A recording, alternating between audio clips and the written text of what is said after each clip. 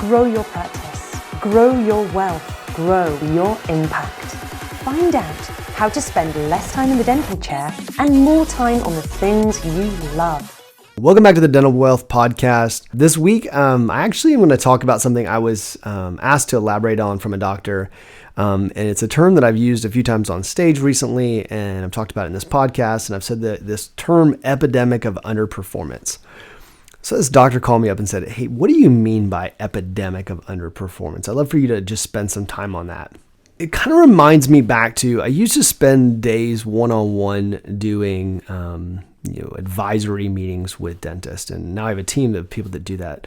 But when I spend these one-on-one days, what would happen is people would come in with their financials, and they'd come in with their investments, and they'd come in with their spouse, and we would just talk through, what they're trying to get accomplished financially, right? And this isn't about retirement. It's about utilizing a business to create the life that somebody wants.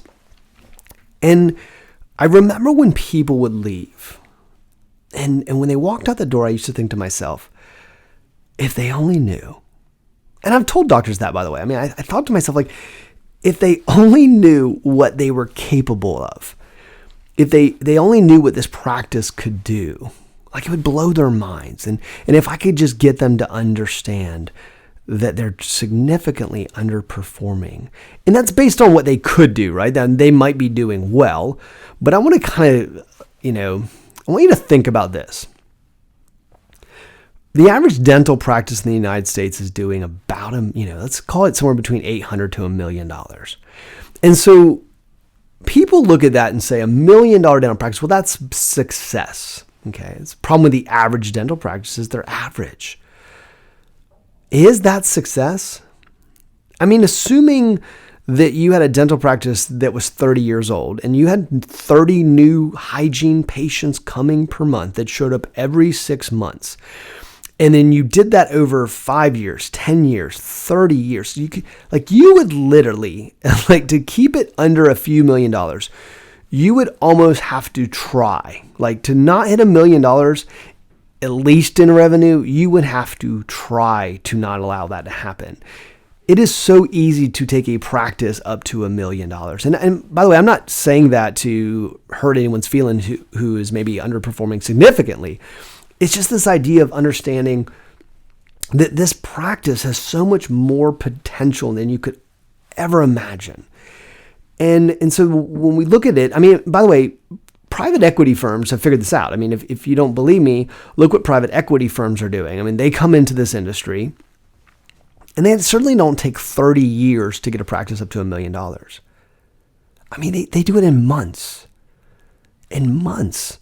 They're able to take a practice that they buy that's been underperforming, right? We would all agree with that. They buy these practices that are underperforming. They drop their systems in, boom, the revenues go up overnight.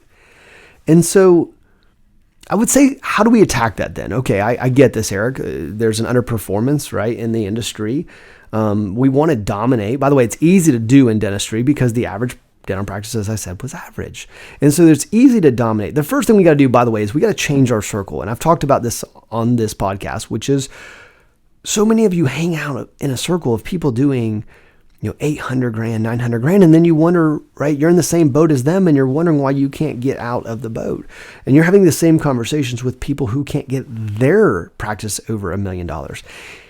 It's one of the reasons I have a small group, by the way. I have a small group of high net worth doctors, and we sit in these circles because I want them to have a bigger group. It's not really about who's in your past, it's who's in your future that makes a difference, right? I think you have to spend time with people who have a different paradigm. And to be honest with you, you have to seek those people out. Seek people who have, it's one of the reasons why I'm sought out so often is because you've got to seek people out who have a different paradigm. And part of that paradigm is also understanding that, as this podcast talks about so often, it's not about retirement. It's about creating a business that doesn't need you to be there. See, in retirement, as I've said before, in retirement, your goal is to not outlive your money. That's the entire goal of retirement.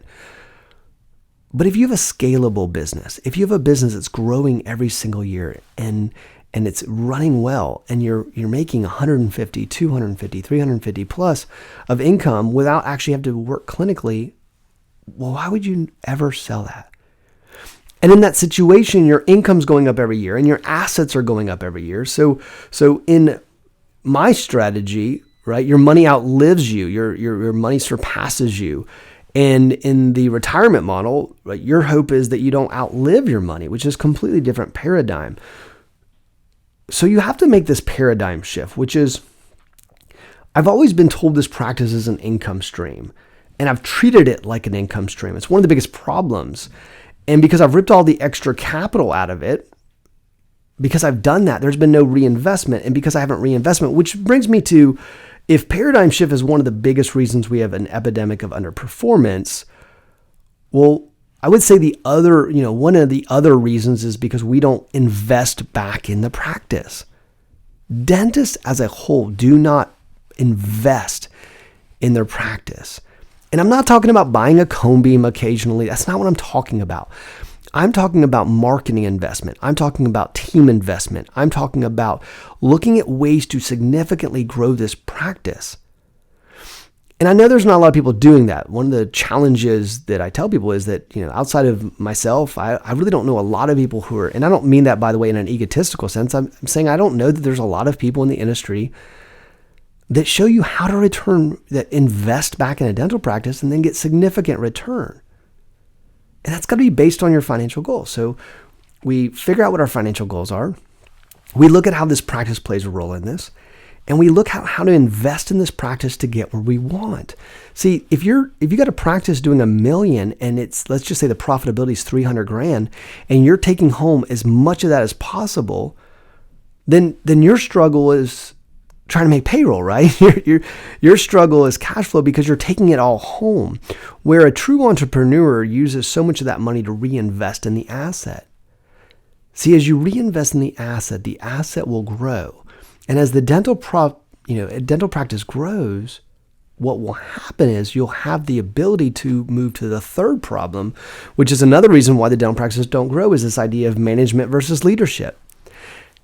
And when I say this, what I don't mean is the traditional, management just manages people, leadership inspired. That's not what I mean. What I actually mean is from a sense of what is the role of a manager versus a leader. And if you think about it like this, so management, people ask me, why is this tower leadership and not tower management, right? And I think I had somebody call it tower management one time. I said, please don't call me that. A management company manages processes. That's what a management company does. What a leadership company does and what leaders do, right, is leaders work on the vision, they work on the direction, they work on culture, they work on the overall organization and where it's going, which is completely different than a manager. But where I'm going with this is this. See, you can hire somebody to manage the process.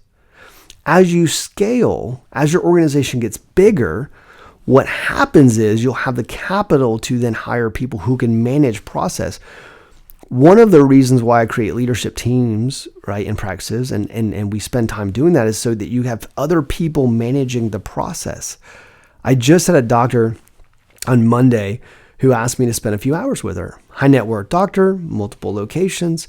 And she says, well, hey, can you show me how to become a CEO? Which is like, what do you do during those times, right? What do you do during those hours so that you're effective? And so we spent time, and I think her head was a little bit overwhelmed at when we got done, but it was really great because I think she saw there's so much to do as a leader of the organization to grow it, to build it. Let other people manage the stuff. And in fact, I would argue the reason why dental practices get sold is not because of money. They get sold because people get tired of managing. They get tired of having to manage the process. And so now if you look at this model of why there's an underperformance, we can kind of sum that up to say, well, the first problem is there's a paradigm problem, right? Which is it's success to hit $1 million. We use it as an income stream. Hopefully we put enough money to retire, which means we hope we don't outlive our money. We never reinvest, and we have to manage all the problems. Well, I'd probably sell it too if that was the case. We changed that up to say, well, no, if I had a business, if I had a paradigm shift to understand that this is not an income stream, it can provide a phenomenal income, but it's not an income stream, it's an asset. And I want to hang out with people who really understand that and can help me grow and scale the organization. And so I'm going to grow this organization. And as I grow this organization, one of the ways I'm going to do that is learning how to reinvest financially back into this practice so that I can get it to grow, right? We have to put money in marketing and teams and systems and yes, equipment too. But I think that those things usually come after, right? You have enough patience. And then we move into this model where we get to move out of the clinical chair. One of the great things that I get to do, I mean, literally one of the passions and joys of what I do is helping people move themselves out of the dental chair. And there's a reason why. That's when the great stuff happens. When you're not bogged down with the bills and you're not bogged down with the day-to-day, and you're inspiring and you're building culture and you're building leaders. When you're in the role of making a difference in this practice and affecting the direction and bringing in just amazing people in your organization, when you see how it impacts your team members, when you see how it impacts your family, when you see how it impacts your community, see, it'll inspire you to keep building and creating. But if I don't get you out of the dental chair, that will never happen. And that's why we have an epidemic of underperformance. We're moving in the wrong direction. And what we've done is we've looked around in the current dental environment and we've looked at our peers and said, this is success because that's what everyone around me is doing. Don't be average. The average person, the average dental practice is just that. They're average. You have to make key moves. You have to make key moves if you truly want the life you want. If you want to create what we call, dental wealth, if you want to create this, you've got to make key moves in your practice. You have to make key moves to make, and those moves are a paradigm shift. They are, learning how to invest back in your practice. They are understanding the difference between management and leadership. So here's what I want you to do. I want you to, when you get done with this podcast, I want you to think about what your current paradigm is. Who is in your circle? Are the people you're spending time with in your past or are they in your future, right? I mean, think about what your current paradigm is. Are you using your practice as an income stream or as an asset? Do you truly know how to reinvest back in the dental practice? Do you know what marketing return looks like? Do you know what the return is of a new team member? Do you spend your days in management and managing processes and putting out fires? And is that what's causing you the most stress? Or are you in a position of leadership? And then what key moves do we need to make to get there? Start working on that and you'll start to realize that the potential of this practice is truly unlimited. Hope you guys enjoyed. Have a great week. Hit subscribe.